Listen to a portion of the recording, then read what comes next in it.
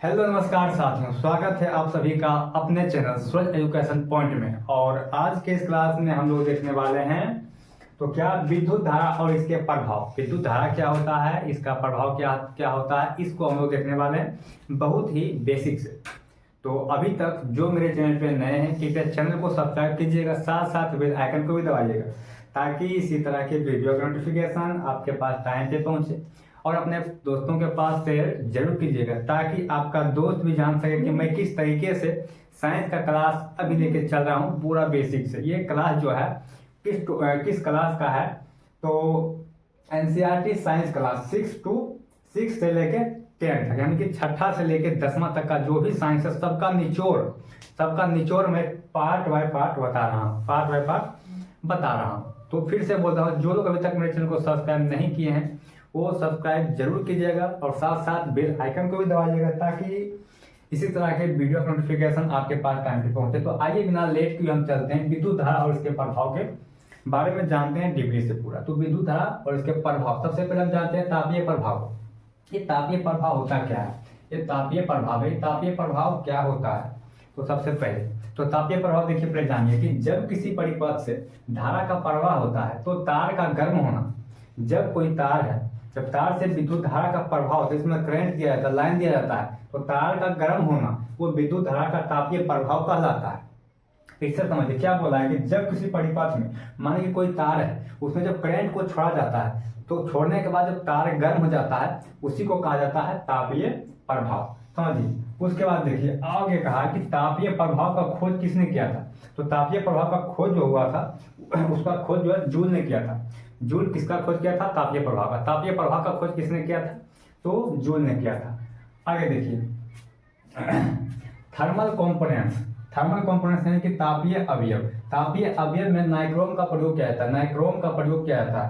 तापीय प्रभाव में यानी कि थर्मल कंपोनेंट्स में किसका प्रयोग किया जाता है, तो नाइक्रोम का प्रयोग किया जाता है। अगर तापीय अवयव में आता क्या क्या है, यानी कि थर्मल कंपोनेंट्स में क्या क्या आता है। जैसे में देखिए बल्ब है, बल्ब में जब आप जैसे देखिए ये बल्ब है, जब आप इसमें करंट छोड़िएगा तो ये लाइट जलेगा, जलने के बाद जब इसको छूइएगा कुछ देर के बाद तो ये धीप जाता है, गर्म हो जाता है। वही कहा है तापीय प्रभाव कि तार का गर्म होना।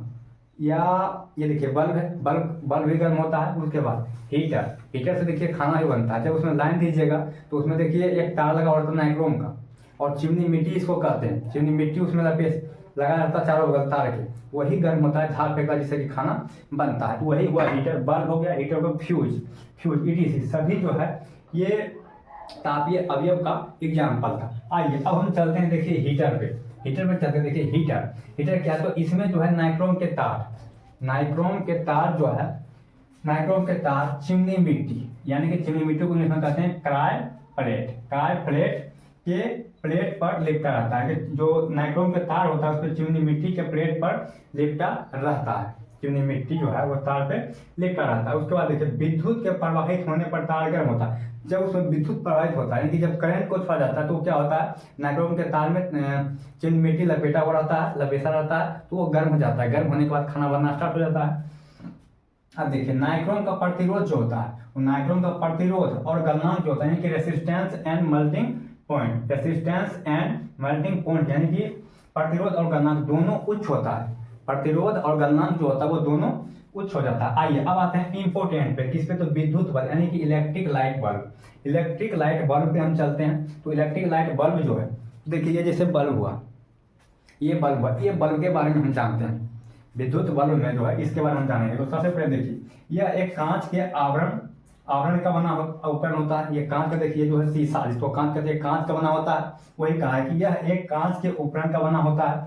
उसके बाद इसके अंदर देखिए यहाँ जो है वो टंगस्टन का एक पतला फिलामेंट होता है। ये देखिए ये जो अंदर में देखिए जो ऐसे करके ऊपर दिया हुआ है कि जिसमें करंट जब दिया जाता है तो वो चमकता है, चमक से लाइट को छोड़ता है। यही जो है ये फिलामेंट का बना होता है। क्वेश्चन पूछता है, इंपोर्टेंट क्वेश्चन क्लास 10 में जब जाएगा एग्जाम देने के लिए बोर्ड का, वहाँ पे भी पूछता है कि बल्ब का जो है बल्ब का फिलामेंट, इसको देखिए फिलामेंट करता है, कहेगा कि बल्ब का फिलामेंट किसका बना होता है, किस चीज का बना होता है। तो क्वेश्चन का आंसर होगा आपका टंगस्टन का। वही बोला कि इसके अंदर टंगस्टन का एक पतला फिलामेंट होता है। पतला फिलामेंट होता है। उसके बाद देखिए पता है कि फिलामेंट के गर्म होने के कारण, जो फिलामेंट है ये फिलामेंट के गर्म होने के कारण चमकता है। ये जो फिलामेंट है, टंगस्टन का जो फिलामेंट है, जब इसमें करंट को छोड़ा जाता है तो ये क्या होता है, ये गर्म हो जाता है। गर्म होता है ये, जब इसमें लाइट गर्म होता है तो चमकता है, चमकने के साथ ये लाइट जो है फैलता है। इसी तरीका गर्म होने से जो लाइट चमकता है वो रोशनी को देता है। उसके बाद देखिए इसके अंदर जो है फिलामेंट के ऑक्सीकृत ना होने के कारण, फिलामेंट जो है वो उसका ऑक्सीकृत ना होने के कारण होने के लिए इसमें निष्क्रिय गैस आर्गन और नाइट्रोजन, आर्गन या कभी किसी में आयरन भी दिया जाता है या नाइट्रोजन भरा जाता है, जिसके उससे क्या होता है कि उसमें ऑक्सीजन ना पहुंचे। जहाँ पे ऑक्सीजन नहीं पहुंचता वहाँ पे आग लगने की संभावना नहीं रहता, जलने की संभावना नहीं रहती।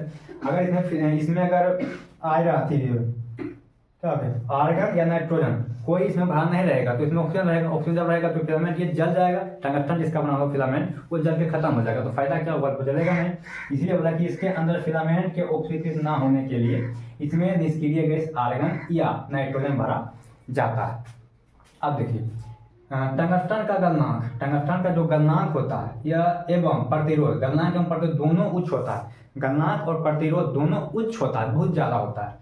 टंगस्टन के तार को सहारा देने वाला स्टील का तार होता है। टंगस्टन के तार को जो है सहारा देने वाला, जैसे कि आप देखिए यहाँ देखिए ये और ये देखिए ऐसे करके होता है और इसमें जो फिलामेंट का तार लपेटा होता है, ये जो तार यही होगा सहारा देने वाला। जो सहारा देने वाला ये स्टील का तार होता है, स्टील का बना हुआ रहता है। ये गर्म नहीं होता, इसका ताप जो होता है कुछ नहीं होता, स्टील का तार होता है और इसका प्रतिरोध कम होता है, ये दीप्तता बहुत कम है। तो आइए हम देखिए आज जाने विद्युत धारा और उसके प्रभाव में क्या क्या देखें। तो तापीय प्रभाव को देख लिए, हीटर के बारे में हम जान लिए, हीटर में क्या क्या होता है, कैसे होता है। विद्युत बढ़ने की इलेक्ट्रिक लाइट बल्ब को हम जान लिए, बोर्ड, इसको हम बोर्ड कहते हैं अपने भाषा में। ये इसके बारे में हम जान लिए कि क्या क्या इसके अंदर रहता है, क्या क्या होता है, किसका प्रतिरोध गलनांक ज्यादा होता है, किसका प्रतिरोध गलनांक कम होता है, ये सबके बारे में हम जान लिए। आगे क्लास में जानेंगे फ्यूज के बारे में। तो क्या क्या देखिए फ्यूज हो गया और आगे जो भी होगा सबके बारे में जानेंगे। तो फ्यूज से हम स्टार्ट करेंगे, अगला क्लास में फ्यूज हो गया और बहुत सारे। तो आइए चलिए यहीं पे इस क्लास को हम लोग समाप्त करते हैं। अब मिलते हैं हम नेक्स्ट क्लास में।